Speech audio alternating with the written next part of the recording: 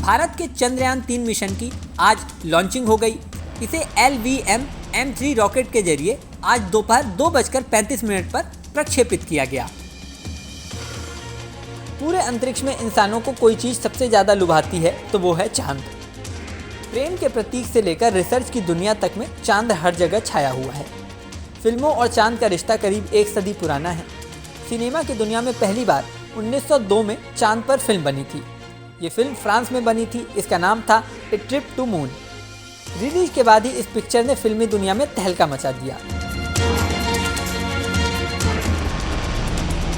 A trip to moon मूलतः French बाजार को देखते हुए बनाई गई थी, लेकिन इसके हिट होने के साथ ही इसने दुनिया भर के बाजार में अपनी जगह बना ली।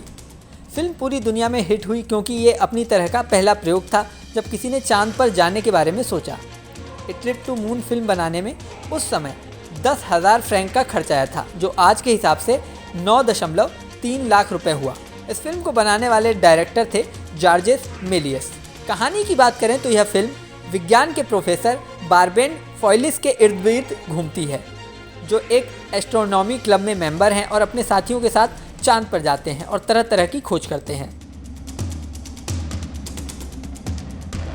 सिनेमा और चांद का रिश्ता इस बात से भी समझा जा सकता है कि हिंदी फिल्मों, पिक्चर के नाम हो, गाने हो, हर जगह चांद शब्द छाया रहता है। गीतकार गुलजार ने तो चांद पर इतने गाने लिखे हैं कि एक इंटरव्यू में उन्होंने कहा था, मैं सोचता हूँ कि मुझे चांद पर कॉपीराइट ले लेना चाहिए। वहीं अगर बात हॉलीवुड की करें तो माइकल जैक्सन के जीवन में तो चांद का विशेष महत्व रहा है।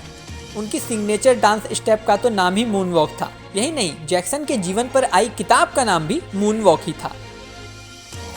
चांद पर तो कई गाने लिखे गए हैं, लेकिन चांद पर कौन सा पहला गाना बजा होगा, इस सवाल का जवाब दे पाना थोड़ा मुश्किल है। खैर, हम आपको बताते हैं ऐसा कब हुआ था। दरअसल 20 जुलाई 1969 को अपोलो 11 चांद पर उतरता है।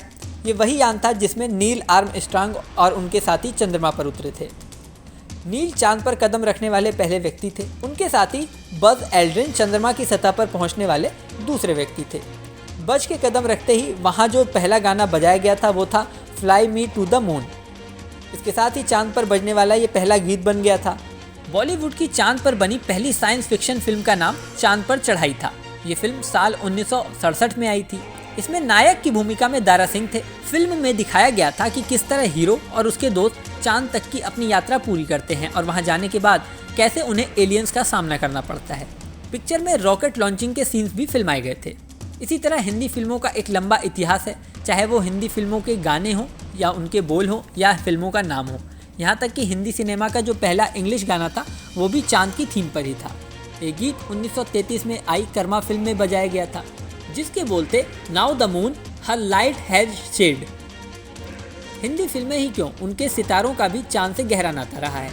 ये तो सब जानते ही हैं कि दिवंगत एक्टर सुशांत सिंह राजपूत को अंतरिक्ष से खास लगाव था।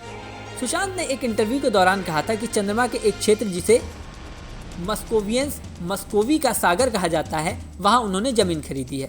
सुशांत ने ये ज़मीन इंटरनेशनल लूनर लैंड्स रजिस्ट्री से खरीदी थी, जिसके बाद वो चांद पर ज़मीन खरीदने वाले पहले बॉलीवुड एक्टर बन गए थे। उन्होंने यह ज़मीन 25 जून 2018 को अपने नाम कराई थी।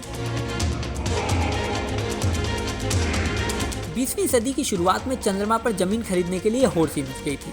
इंटरनेट पर कई कंपनियां मौजूद हैं जो चांद पर ज़मीन बेचने का दावा करती हैं। हालांकि साल 1968 में भारत सहित 100 से ज़्यादा देशों ने एक ट्रीटी पर साइन किया था, जिसके मुताबिक अंतरिक्ष में मौजूद किसी भी चीज़ पर किसी देश का अधिकार नहीं होगा।